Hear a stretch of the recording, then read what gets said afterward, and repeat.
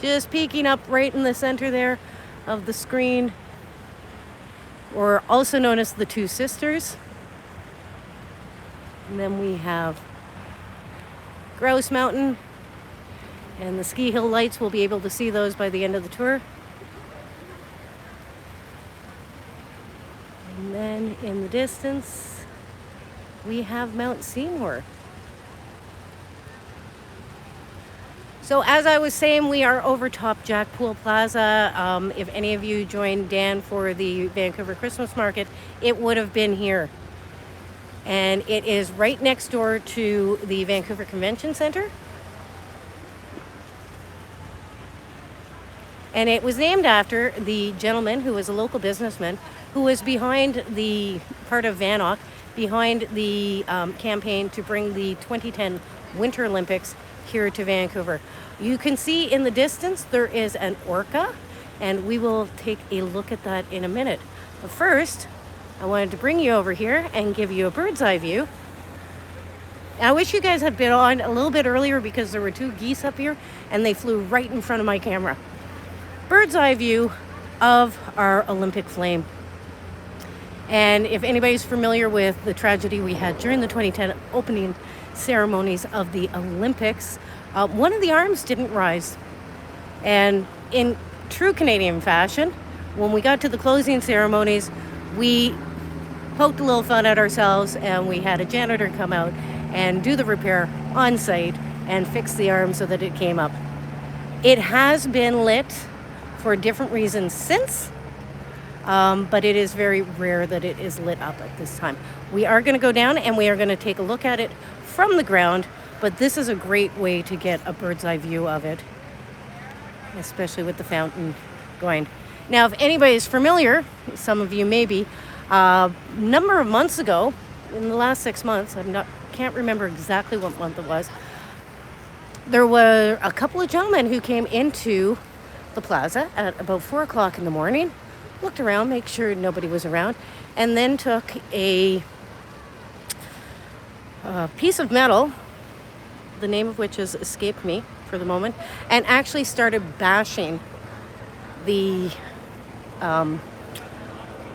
two of the arms of the Olympic flame and did quite a bit of damage. So unfortunately, it had to be closed off for a while it got repaired. Don't know if they actually found the guy yet, but they do have them on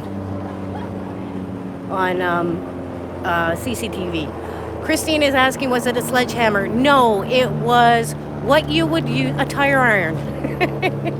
It was a tire iron. So for those of you who have just come in recently, we are just starting the tour here in Jack Pool Plaza. I am at the top of the Cactus Club Cafe, and we're actually going to head down into the plaza now. Maybe we'll go this way, so you can still get a little bit of a view of the mountains in the distance as we go. Debbie's saying crowbar. Yes, crowbar is the right answer. Thank you very much. Honestly, ever since I hit my 50s and started going through menopause, I have brain fog and I occasionally lose words. Apparently that's very normal, so I shouldn't be too concerned about it. But I will occasionally ask for help. What's that word? And look at that beautiful sunset that we have going tonight. It is absolutely incredible. I'm just going to stop there for a second. And as the sun goes down, the lights are going to come up, and we're going to get to see Vancouver in a very, very different light. It is absolutely incredible at night, and it has a completely different vibe because during the day, the downtown core is basically businesses. And so it's mostly business that is going on during the day and tourism. But at night, all the businessmen go home and people get them out and go to the restaurants and go to the bars. And tonight the Red Hot Chili Peppers are playing, so there's going to be a lot of people going out and about tonight. Lynn, you're saying we all have those days where we can't think straight. Yeah, it's words I miss on occasion. I'm just like, I had a hard time one day remembering my nephew's name. Nicole is asking. Nicole is asking, is it spring break this week? No, spring break ended last week. And so we are back. The kids are back in school, which makes it a little bit quieter downtown as well. Just gonna head down here a little bit. I want to point out one of the pieces of artwork that we have here on the seawall.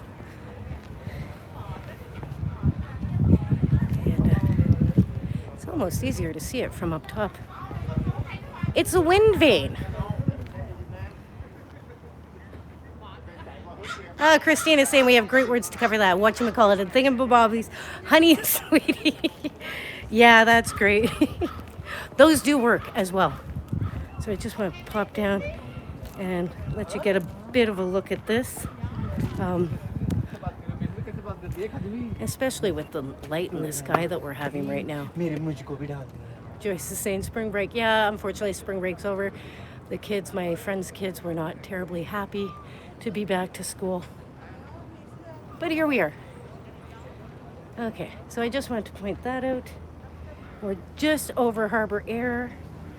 Some of you were with me on Sunday in Stanley Park, and we got to catch, Melissa got a really great shot of one of the planes taking off just past the point in Stanley Park there. Yeah, absolutely incredible sunset we have tonight. Heidi's saying you didn't realize you could walk up to the living roofs.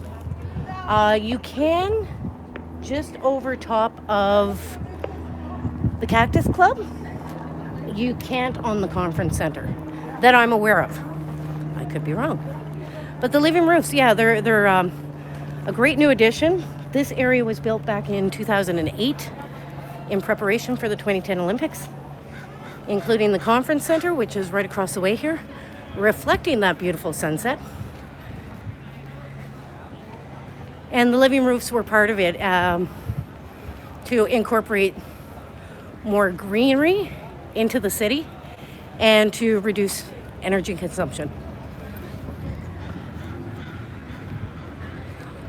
And you can see in the distance there our beautiful marine building, our Art Deco building, surrounded by glass and steel. So the lights are just starting to come up. And here we have the cauldron again.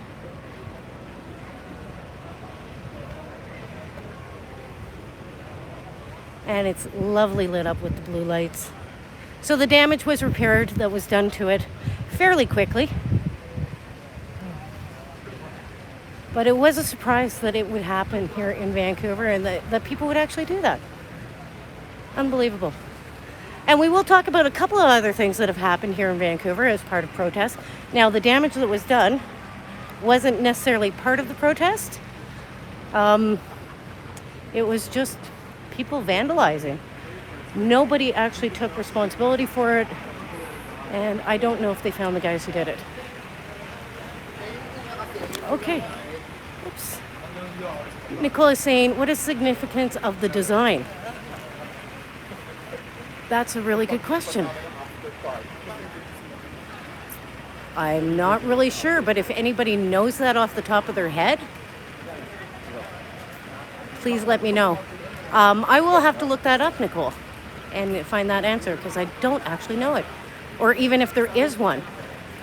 Lynn is asking, was there discussion of possibly hosting the Olympics again? Yes, there has been discussion about possibly hosting the Olympics again. There has also been discussion about Vancouver becoming a permanent Winter Olympics host. The first discussion was kiboshed. They said no. The city of Vancouver said no. But I think a lot of people, because we still have the infrastructure here, would love to actually see that happen. So what we have ahead of us is a piece called Orca, and it is representative of a orca whale breaching out of the water. From a distance, you get a really, really good view of it, but as you get a little bit closer, it becomes pixelated. Joyce is asking the Olympics again in Vancouver. Not as of yet. It's been talked about. It hasn't been approved to do another bid. So this particular piece was done by our local author and artist, Douglas Copeland. If you're not familiar with his work, he did a couple of books, Generation X and Generation Z is one of his more recent ones. His books are all fiction.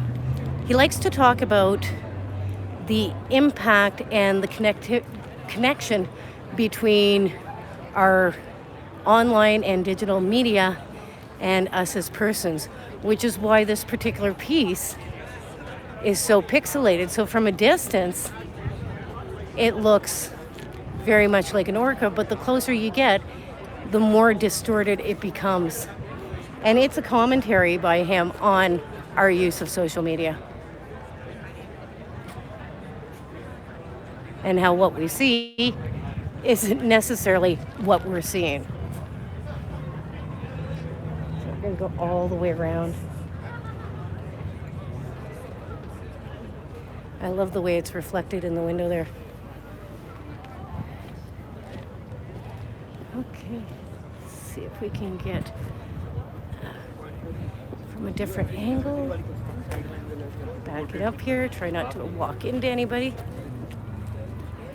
There we go. Christina's saying it looks like Legos. Yeah, it does. It also looks like the pixels that you would have from a camera or a computer before our computer screens became as good as they are. Look at that sunset. Isn't that incredible? Beautiful, beautiful night here in Vancouver. We'll just do one last little tour as the sun's going down before we head towards Gastown. Get some really lovely, lovely postcards here.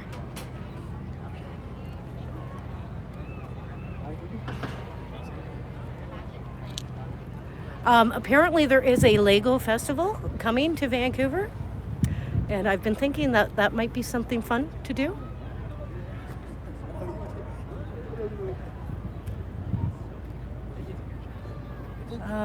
Laura's saying angry that you don't see the little round things like bumps. That's because it's not supposed to be Lego. Okay, so you can see just a little bit of the 5 sails. We will be getting a better look at those very shortly. Okay, Lynn looked it up for me. 4 arms of the glass and steel cauldron were built to reflect the 2010 games theme of fire and ice. Excellent. Thank you for that, Lynn. I knew it had something to do with that. I just didn't want to give you the wrong information. So I appreciate you sharing that with us, Lynn. And now I will never forget it. And it does